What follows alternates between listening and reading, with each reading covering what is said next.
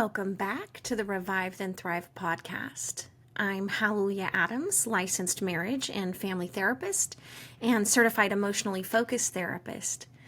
Today we're exploring something tender and very real, why it's so hard to show up emotionally in our relationships, especially when life has been hard, stress is high, or old wounds are aching just beneath the surface. If you've ever found yourself pulling away when someone reaches for you, or shutting down even when you want to connect, or struggling to express what you're feeling, you're not alone, and you're not broken. Let's explore this together through the lens of emotionally focused therapy, or EFT. Life is demanding. Stress, work, parenting, health challenges, they all take a toll. And when we've lived through trauma or attachment wounds, our nervous systems learn to guard, to protect, to brace for hurt. From an EFT perspective, we understand that these shutdowns aren't signs of weakness.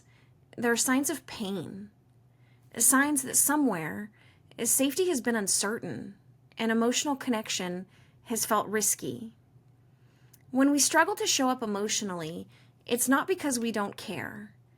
It's because showing up requires vulnerability, and vulnerability feels dangerous when we've been hurt.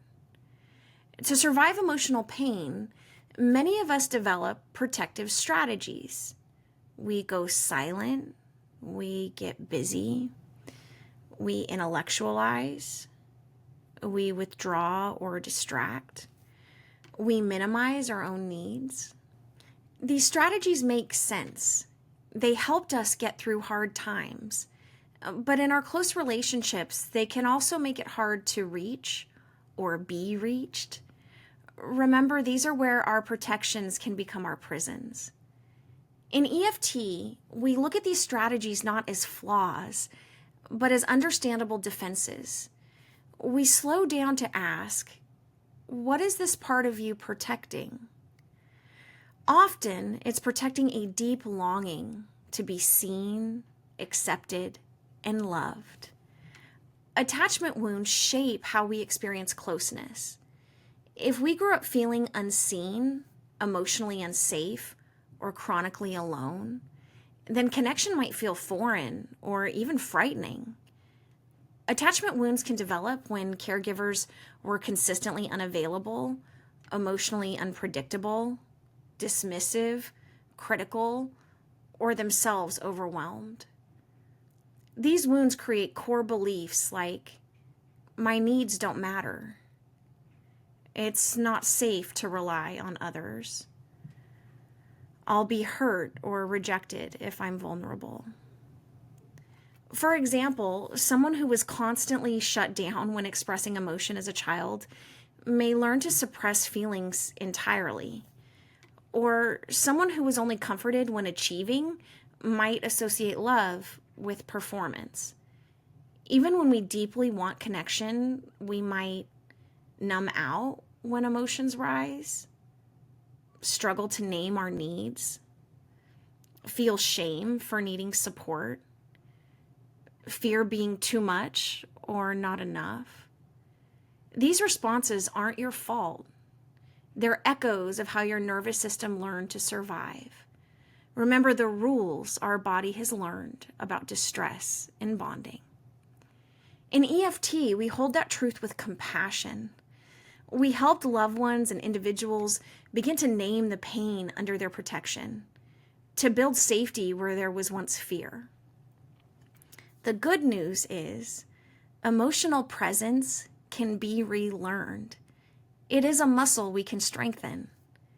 With safety, with attunement, with patience, we can slowly show up more fully for ourselves and our loved ones. In EFT, we invite people to take small steps. We slice it thinner, saying something like, I want to share, but I feel scared. We also notice when we shut down and when we stay present. We reach for a loved one even if it's messy. Healing happens when we're met with safety in those moments. These moments are known as corrective emotional experiences. Moments relationally when our fears are disconfirmed. And every time you take that risk and are met with warmth and safety, your nervous system rewires. You begin to believe that connection is possible. If you'd like to reflect more on questions like these, there is a free companion worksheet for this episode on the Revive Then Thrive podcast shop page. I'll post a link in the comments if you're interested in downloading it. Be gentle with yourself as you explore. You're not behind. You're not too much. You are learning how to show up one step at a time. Thank you for being here with me. If this episode spoke to your heart, I encourage you to share it with someone who might need it too. And don't forget to subscribe and click the bell so you never miss an episode. We'll be diving more into the emotional heartbeat of connection and what makes us feel safe, seen, and secure, including the next episode in the Holding On to Us series, The Power of a Safe Haven, turning toward instead of away. As we learn how relationships become a place of refuge when partners show up as a secure base for one another. We'll explore how moments of comfort and care lay the foundation for deeper emotional safety. And remember, your emotional presence is a gift, and you're learning to offer it, even when it's hard. So until next time, be gentle with your heart, kind to your story, and curious about the protections in your connections. Heart hugs, y'all. See you next time.